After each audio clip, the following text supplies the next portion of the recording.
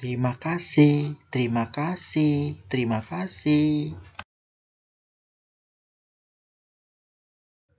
Hai anak-anak, apa kabar? Selamat pagi. Assalamualaikum warahmatullahi wabarakatuh. Salam sehat. Hari ini pembelajaran kedua. Tema 3, subtema 3, perubahan wujud benda.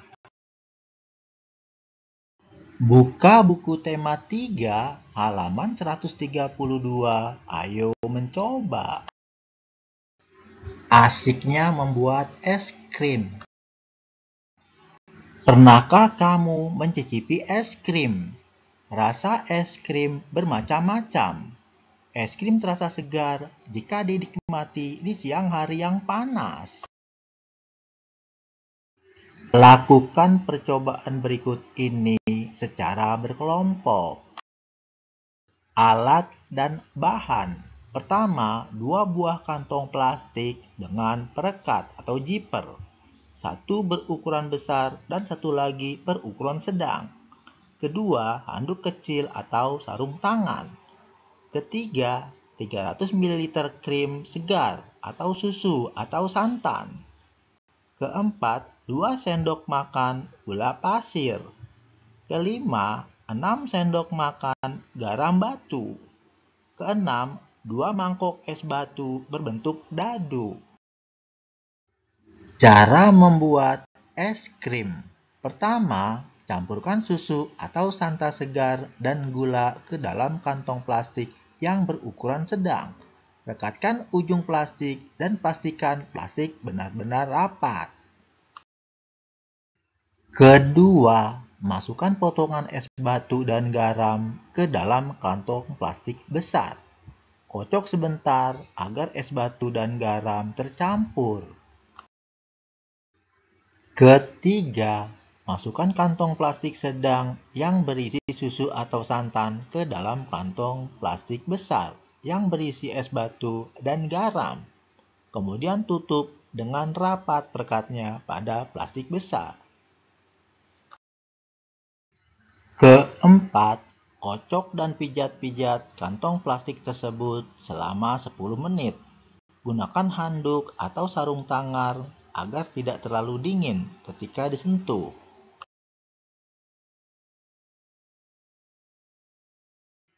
Kelima, keluarkan kantong plastik sedang, kemudian bersihkan atau lap dengan kain untuk menghilangkan garam yang menempel. Keenam, buka kantong plastik tersebut dan tuang ke dalam gelas atau mangkuk saji. Es krim siap dinikmati. Buka buku tema 3, halaman 134 sampai halaman 135. Ayo berdiskusi. Kamu telah mempraktikkan cara membuat es krim. Sekarang diskusikan secara berkelompok. Pertama, apa wujud susu atau santan di awal pembuatan es krim? Kerjakan di buku tugas ya, tetap semangat dan ceria. Kalian pasti bisa. Cair. Kedua, apa wujud susu atau santan di akhir pembuatan es krim? Kerjakan di buku tugas ya, tetap semangat dan ceria. Kalian pasti bisa. Padat. Ketiga, sebutkan perubahan wujud yang terjadi pada pembuatan es krim. Kerjakan di buku tugas ya, tetap semangat dan ceria. Kalian pasti bisa.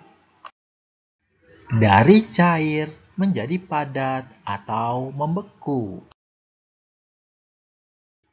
Keempat, mengapa membutuhkan es batu pada pembuatan es krim?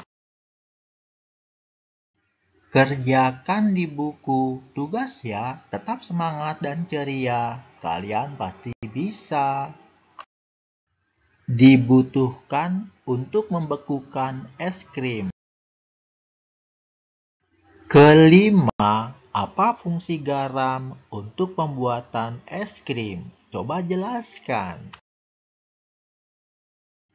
Kerjakan di buku tugas ya. Tetap semangat dan ceria. Kalian pasti bisa. Garam berfungsi menurunkan suhu es. Es yang suhunya telah turun kemudian akan menyerap banyak kalor dari adonan es krim, sehingga adonan es krim dapat membeku.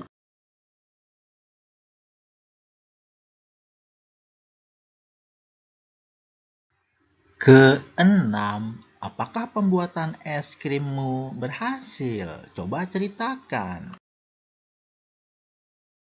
Kerjakan di buku tugas ya, tetap semangat dan ceria. Kalian pasti bisa. Pembuatan es krim berhasil berkat kerjasama antar kelompok, tanggung jawab setiap anggota, dan kekompakan. Pernahkah kamu menyimpan air dalam plastik di lemari pembeku? Apa yang akan terjadi dalam beberapa jam? Tentunya air akan berubah menjadi es, bukan? Meskipun kamu membuka ikatan plastik itu, ternyata es tidak akan tumpah. Mengapa demikian? Wujud air berubah dari cair menjadi padat. Perubahan wujud dari cair menjadi padat disebut membeku. Dapatkah kamu menyebutkan contoh lain perubahan wujud dari cair menjadi padat dalam kehidupan sehari-hari? Kerjakan di buku tugas ya, tetap semangat dan ceria. Kalian pasti bisa. Pertama, adonan gula setelah dingin menjadi padat pada pembuatan gula Jawa. Kedua, agar-agar berwujud cair. Lama-kelamaan akan menjadi padat. Ketiga, minyak goreng menjadi padat saat suhu dingin. Keempat, air yang dimasukkan ke dalam freezer lama-kelamaan akan membeku menjadi es batu. Kelima, lilin yang mencair setelah dingin akan menjadi padat.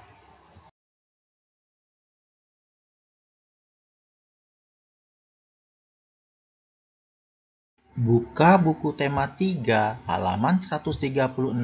Ayo mengamati. Kamu telah mengerjakan pembuatan es bersama kelompokmu. Adakah pembagian tugas di dalam kelompokmu? Dengan pembagian tugas, pekerjaan menjadi mudah dan ringan. Begitu juga di sekolah. Siswa di sekolah ada peran masing-masing. Contohnya di SD Nusantara, tempat Siti dan teman-temannya bersekolah. Ada guru yang mengajar sehari-hari di kelas. Ada pula kepala sekolah yang memimpin sekolah.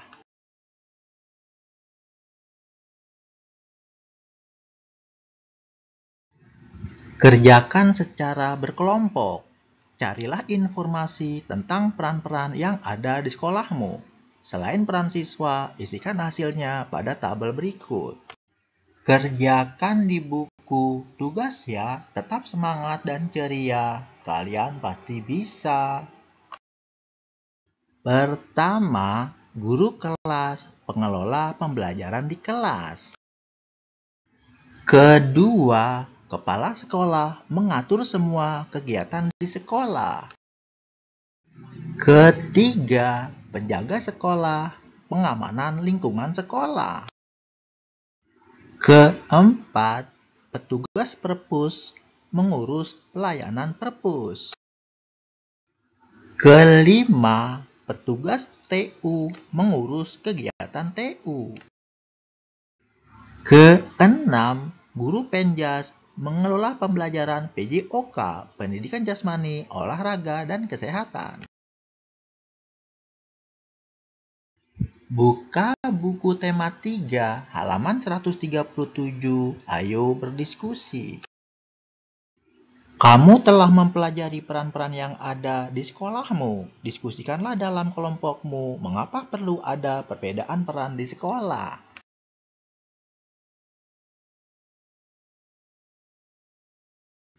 Apa yang terjadi bila di sekolah hanya ada kepala sekolah? Bagaimana bila tanpa ada bagian yang lainnya? Tuliskan hasil diskusimu pada tempat yang telah disediakan. Kerjakan di buku tugas ya, tetap semangat dan ceria. Kalian pasti bisa. Perbedaan peran di sekolah sangat penting, karena perbedaan peran di sekolah akan memudahkan dalam pelaksanaan tugas masing-masing di sekolah. Jika hanya ada kepala sekolah saja, maka kegiatan belajar mengajar tidak bisa berjalan. Jika hanya ada guru saja, tentu tidak ada yang mengatur seluruh kegiatan di sekolah.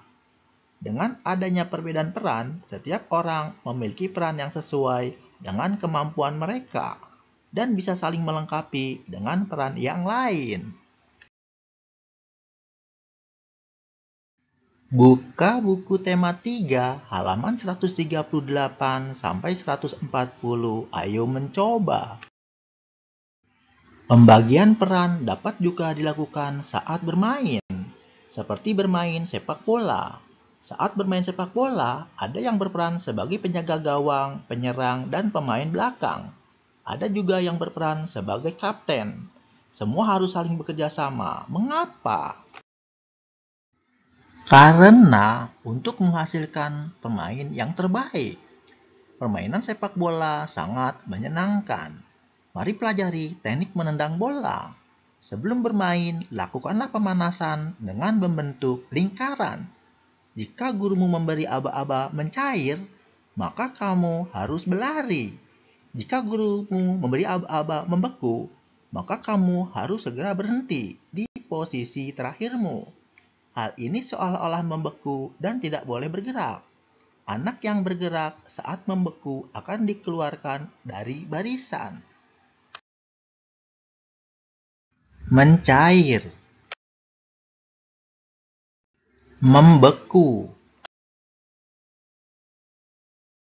Setelah itu, berlatihlah menendang bola ke tujuan tertentu. Tendanglah bola ke tujuan yang ditentukan. Apakah kamu berhasil menendang bolamu ke tujuan tersebut?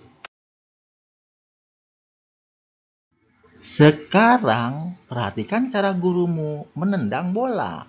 Lakukan seperti yang dicontohkan gurumu.